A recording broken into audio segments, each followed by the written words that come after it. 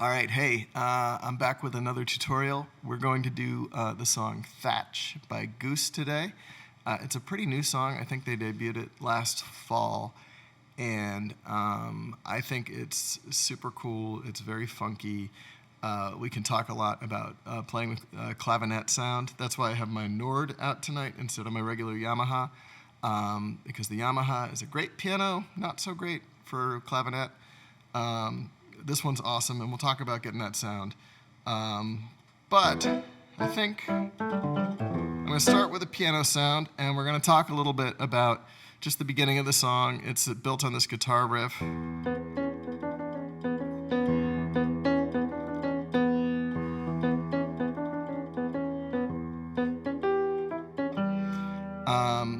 The guitar plays that. You should learn it on piano or on keyboard as well, because the piano does play along with it at points in the intro of the song. The piano doesn't. The piano kind of comes in all cool guy like. You'll hear it in the recording when we play along with that later.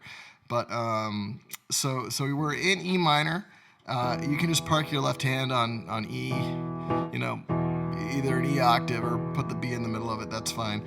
So when you're doing that cool guy riff, that's just built on an E minor pentatonic scale. So you have your main scale for soloing on this stuff is E, G, A, B, D, and E. And so that's just rolling the B and the D and then coming down that scale and then using that pentatonic scale. So you can do a little fancy stuff when you're playing along with this and the guitar is holding down that riff.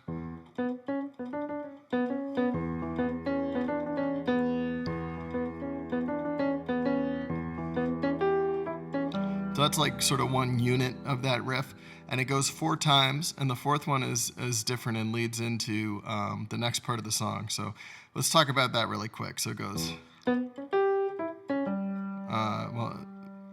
it goes.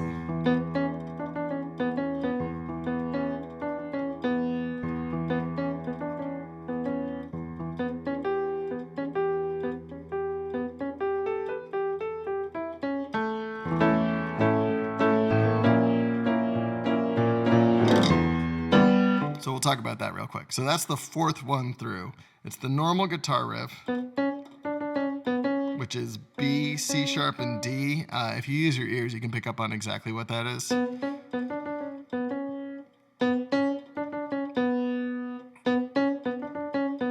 then the normal riff goes B, C sharp, and G. And then coming down, it goes E, C sharp, and A.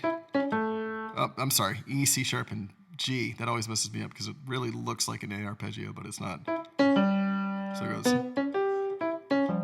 B, C sharp, G, E, C sharp, G. And then the fourth one where it gets different is.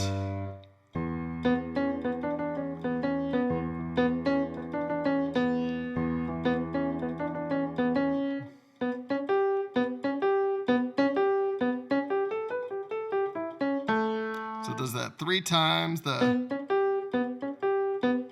then on the fourth one it goes up with A, B, and then it goes G, A, G, E, C sharp, G. And that's where it goes to A. That's why I'm all confused in my head about it. So it goes G. Let me do that one more time. B, C sharp, G, A, B, G, A, G, E, C sharp, A. They have an A chord.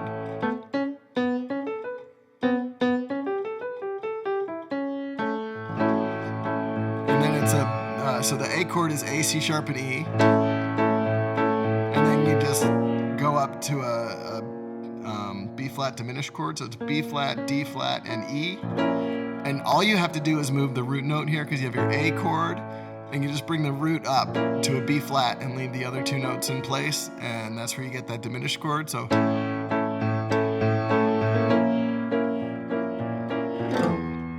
then it goes to this E minor vamp before the singing starts.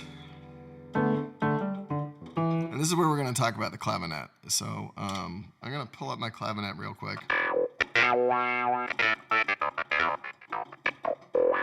And clavinet, you can learn by doing for sure. I would really recommend getting a good clavinet patch. A lot of keyboards have really cheesy sounding ones, and I'm not a big fan of a lot of them. That's one thing I love about this Nord is it gets that sound right when a lot of keyboards do not. So you may need to, get into audio workstation software on your computer and see what you can find for a good clavinet sound to mess around with if you don't have a Nord or something like it. But a good sound will really help inspire you as a player and help you get a feel for, the playing technique that goes with any given instrument, because an organ is different from a clavinet, is different from an electric piano, is different from a piano. They all use a keyboard, but they all sound really different, and you have to, as a player, spend time with each of them, so you're not just playing a clavinet like a piano, because it doesn't. It sound. If I was vamping on a piano, it would be.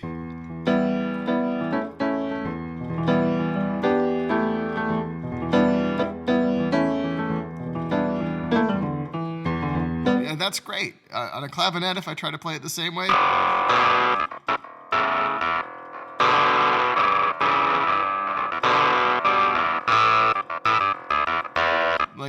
It's no good. You have to play a clavinet like a clavinet. They're fascinating instruments. If you should look them up if you don't know much about the Hohner clavinet. The D6 is the most famous model, and it's a stringed instrument inside, played with a keyboard using sort of guitar pickups in there. And generally, they sound best with a little bit of drive. I use the twin amp on the built-in effects on the Nord, set about halfway, maybe a little less than half on drive, and then a pedal wah. And I don't use a wah coming off of the audio input like a guitar pedal effect. I use a control pedal that just plugs into the Nord. It has a spot for it. And I use this Moog, or Moog is the correct pronunciation, but I like to say Moog, so I'm going to call it a Moog, control pedal, and it's a beast. It's very durable. Highly recommend them. I've been through a few control pedals. They tend to not hold up to gigging very well, but this one has done really well. Doesn't have a model number on it anywhere, but I think Moog only makes one. So look it up. Get yourself one if you want one. They're really cool. And the wah really adds a lot to the clavinet and helps you get that sort of funky, chunky sound that you're going for on something like this. And you'll hear it in the recording too, because Peter Anspach of Goose is one heck of a clavinet player. So it's fun to play along with because he's really good at it. The trick with clavinet is, as I was demonstrating when I was playing the piano vamping, you can kind of hold out the chords and let the resonance of the piano do a lot of the work for you. A clavinet gets really sort of gritty and unpleasant really fast. So I find playing clavinet that you're bouncing around a lot and you're only playing one or two notes at a time and kind of doing almost like babbling along like a stream or something.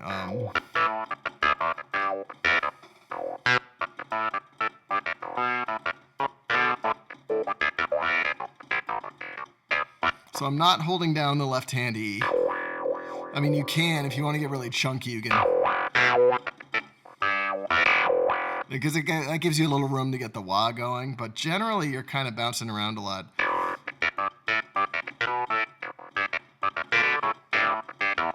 So I'm using that E minor shape, it's E, G, and B, and D for the seventh. And you can voice it with the E out of the chord and just with the D, the G, and the B, so you have that really seventh sound. That helps things sound funky. And then when you're bouncing up like that to sort of do that separate, almost voicing, it's basically you're putting an A major chord, the 4 chord, over the E minor.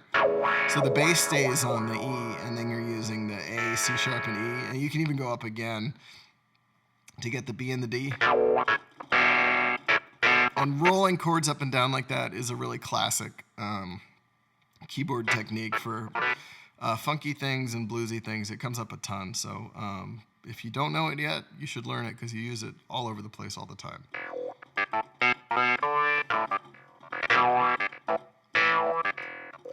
So the phrasing on this E vamping before the singing starts is like an E minor chord, and it goes up to the A, like that.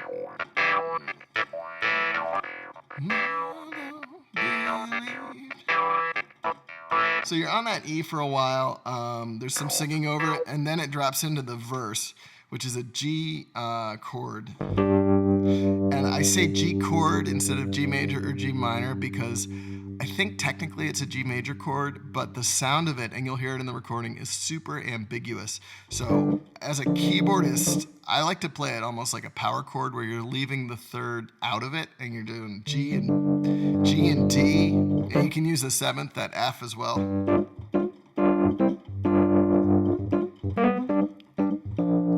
And I would play it like a power chord, sort of agnostic on the third.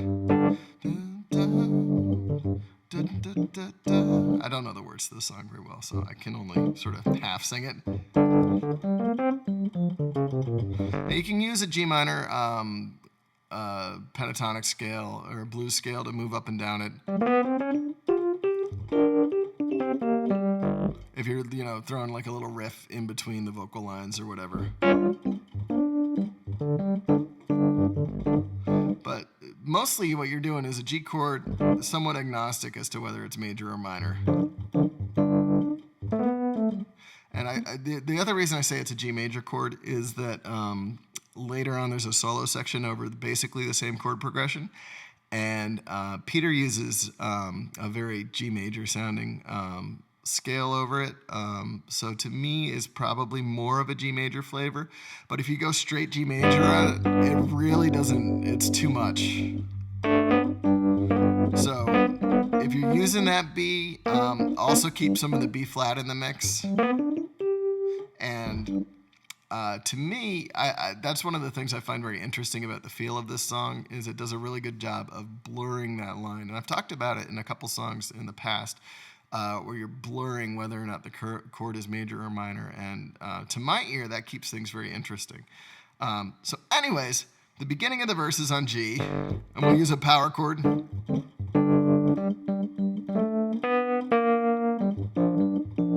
And the vocal line, is using the B flat, so there you go, it's even blurry.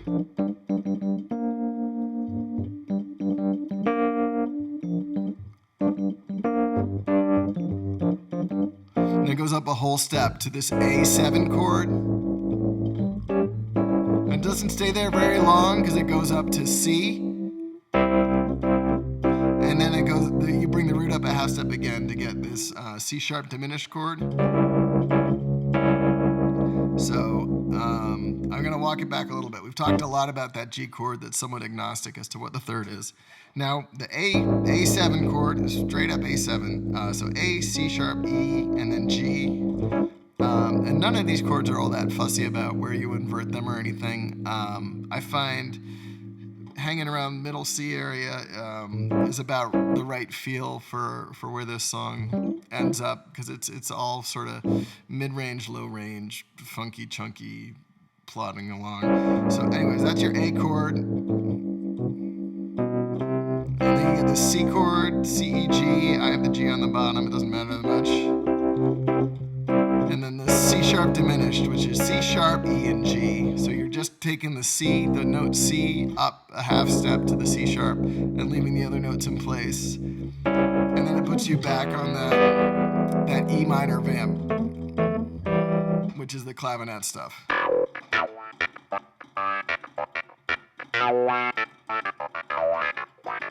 And I didn't mention, I'm using an electric piano.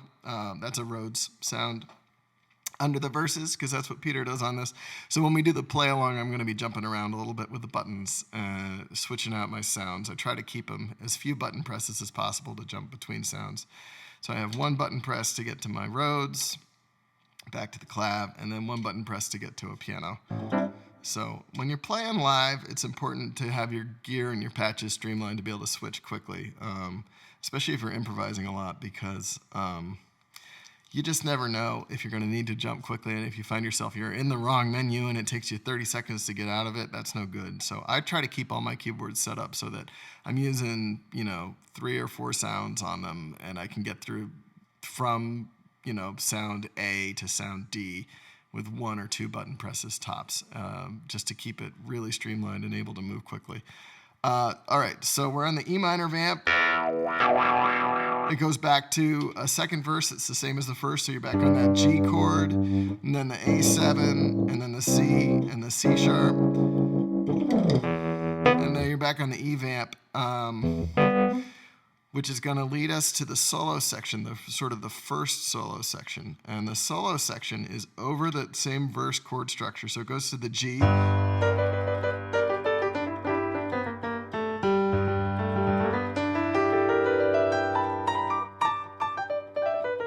We're going to use an acoustic piano for that. And you can just use that E pentatonic scale, E, G, A, B, D, and E. And this is over a G chord. This is the same. This is our ambiguous G chord. And you can even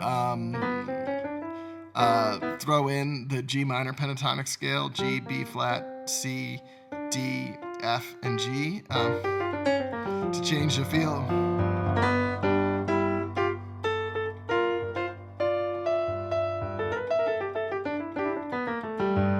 So you just take a solo over that G, and then it bumps up to the A, and then the guitar solo takes over. And these are the same chords as the verse section, but they're all drawn out under the guitar solo. So it stays on that A for a while, and you're just comping the chord. And it goes to the C, and again, it's for a little while.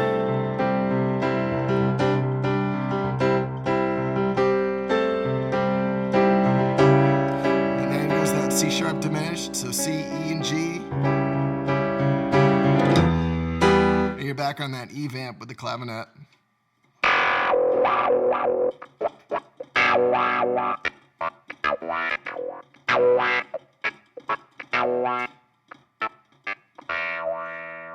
And then I think, oh, you know what? I'm sorry. So it goes back to the E vamp. Then it turns around on a B7 chord, the only B7 chord in the whole song. I think this part actually is organ. I'm not going to bother playing organ on this, but I'll use a piano so we have something that's not the clavinet for that. So you're doing the E minor vamp, and the guitar is wailing away, and then it turns around to the next verse on this B chord. So it's B, D sharp, F sharp, and then make it a B7 and throw an A in there too. And then you're down into the verse again, so you go back to that G chord. And you can every once in a while throw the B in there, even though it's agnostic on the third, just to give it a little flavor. It's a weird chord, which I kind of love about it. And then you're back up to the A7, C, C sharp diminished. We've sort of beaten those to death. And then when it goes back to the E minor, this is a jam section, and we'll talk about jamming along with it. It's really guitar-led, but you can make it kind of spacious. You can bust out the clavinet and get chunky with it. And we'll see what we want to do, but it's just that E minor, and it's a 1-chord jam section. And on the recording we're going to use, which is a version from December, I think it was like December 30th of last year, something like that. And it's a pretty long 1-chord jam section, and we'll talk about how you keep those interesting, because you can't I'm just playing E minor because there's no chord changes. That's no good. That's gonna get boring. So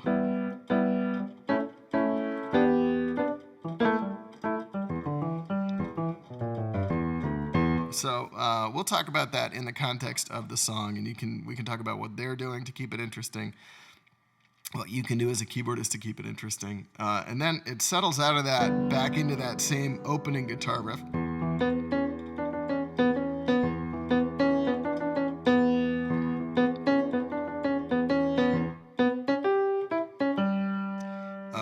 So again, it's built out of B, C sharp, and D. And that's B, C sharp, G, and then E, C sharp, G. So it does that again 4 times, and the 4th time is different, and it has this delightful ending on it, and we'll work on it. So we'll do the ending now.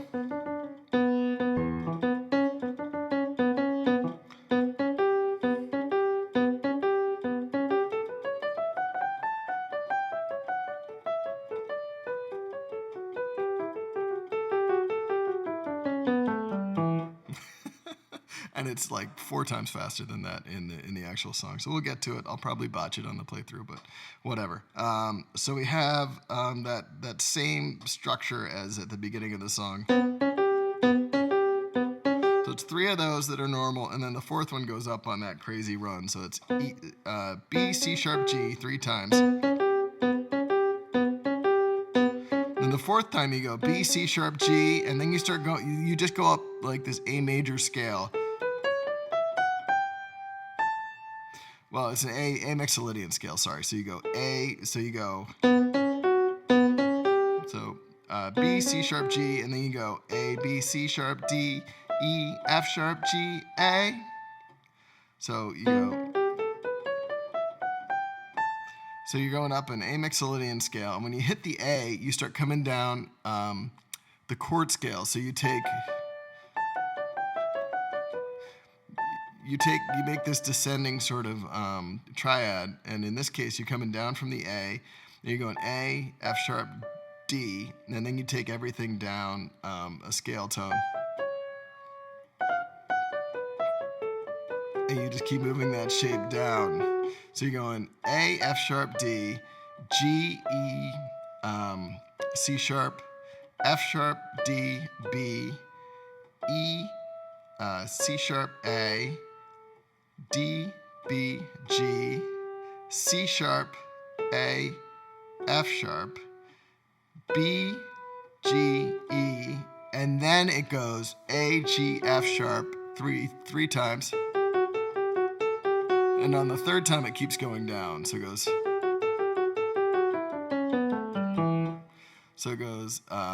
A, G, F, A, G, F, A, G, F, E, D, C sharp, B, A, G, E, and that E is the last note of the song. So it's this kind of wild little run. Hang on, let me try that again.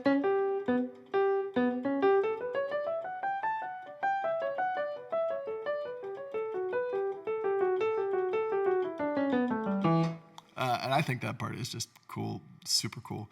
I love stuff like that. Anyways, that's what's going on with the song. Let's play through with the recording, and so I'll see you on the other side. All right, so we're back, and we're going to play through with the recording. Start with the piano, and then we're going to use our clavinet, as we were talking about, a little electric piano too. We'll have a good time with it. So there's this guitar line.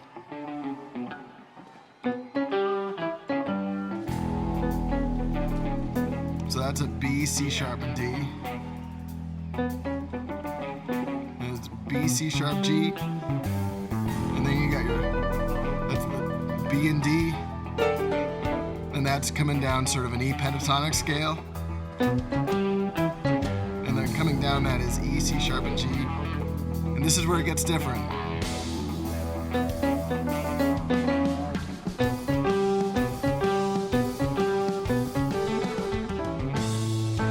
A, B flat diminished, and then we're on our E.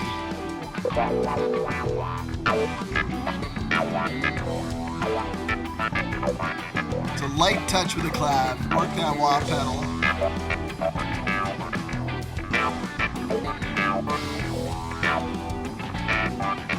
Work the A into the mix.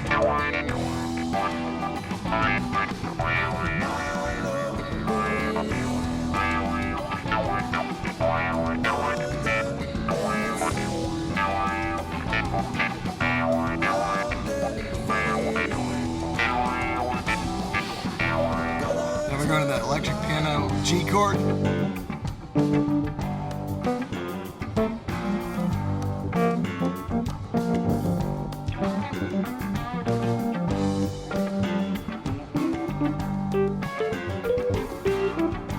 Peter's using that sort of E pentatonic that uses the B natural, but it's really a minor sounding chord.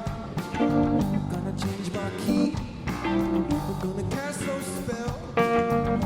the bass is using the B flat.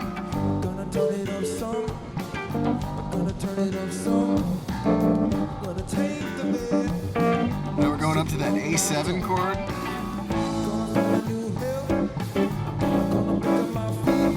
To the C chord, and then the C sharp diminished, and now we're back to the E vamp.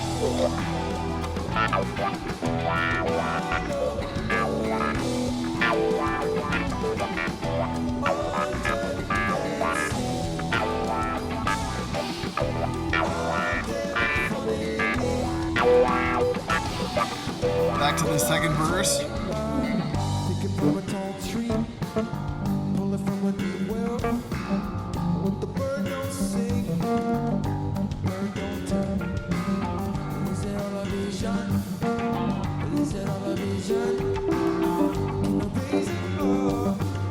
Power chord without the third, up to the A,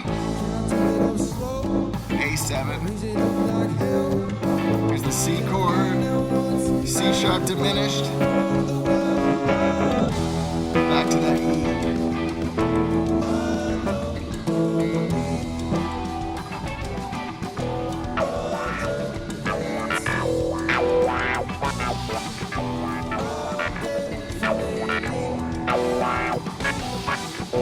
Comes the piano solo.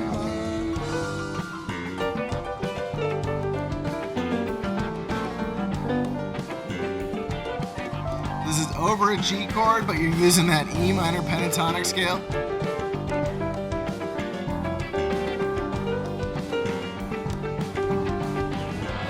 You can use the G minor scale too. Now we're on the guitar solo, so we're on those that A7, and it's longer this time.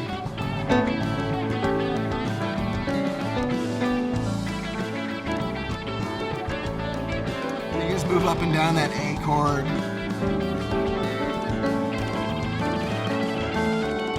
Now there's the C chord. And again, you can invert it up and down, arpeggiate it.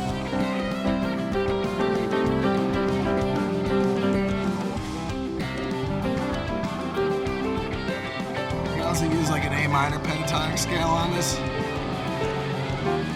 Here's the C sharp. And now we're back on the E. And there's the organ. So this is going to turn around on a B7 chord.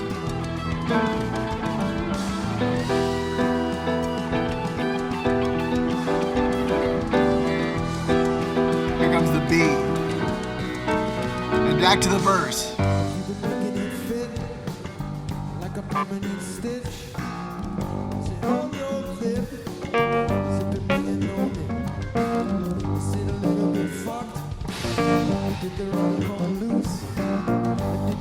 Just use the B flat when the bass does. I think that sounds pretty good. Up to the A. Up to C. C sharp diminished. Back to the E.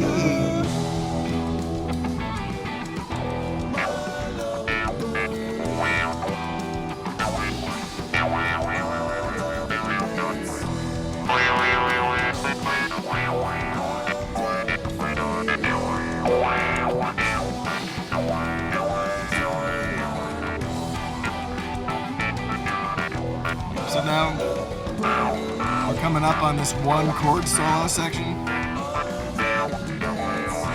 a jam section. It's really a jam section.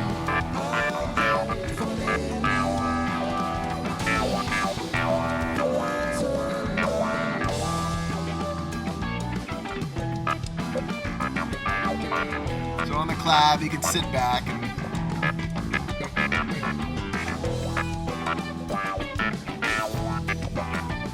again, that kind of bubbly playing I was talking about, where you're only hitting. Let the wah pedal do a lot of the work. And we'll move to the piano with Peter.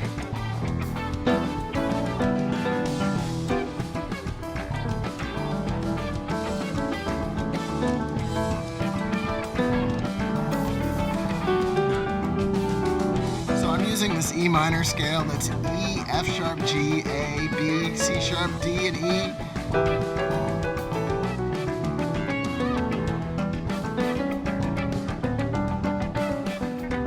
And using all of those notes and moving up and down opens up a lot of room. You can get a lot of different sort of feeling out of it. Combining them together and finding these interesting little moments, and then you can come back to that E minor feel.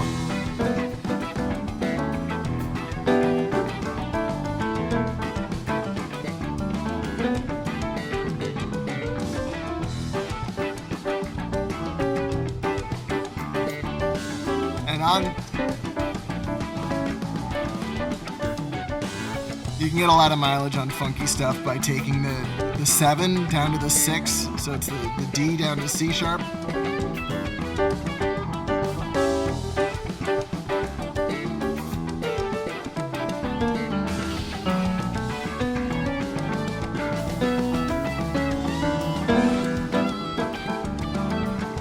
And then you're feeling the flow of it as to when you need to pick up intensity or hit the sustain pedal to draw things out.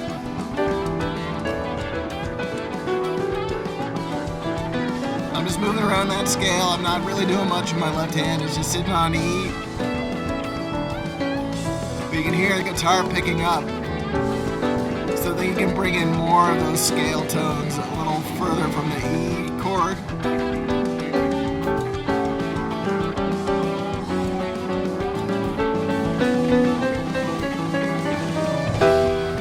Come up chromatically when it starts to get messy like that. That's what I just did, which is, moving by half steps, introducing dissonance, and then you resolve it back to the E minor chord. And then the E chord kind of breathes up to that A chord, which is the A, C sharp, and E.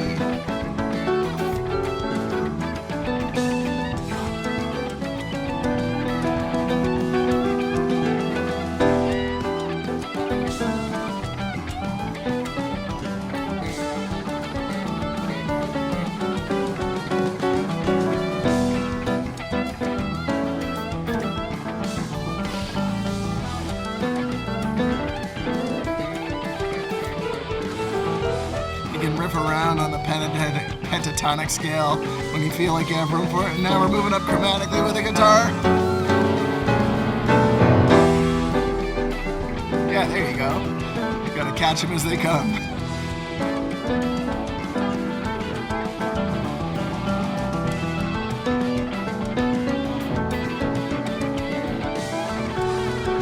Still building.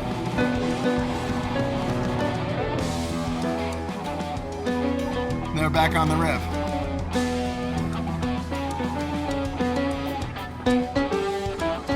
And so this goes 4 times, and then that crazy ending's on the last one. See how we do.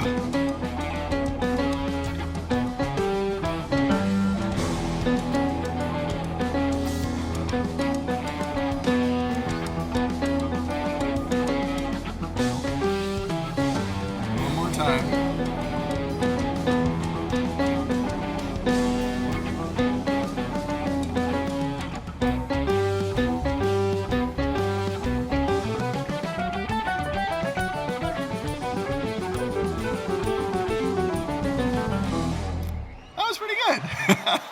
So that was super fun. I think that is a really cool song. I hope you do too.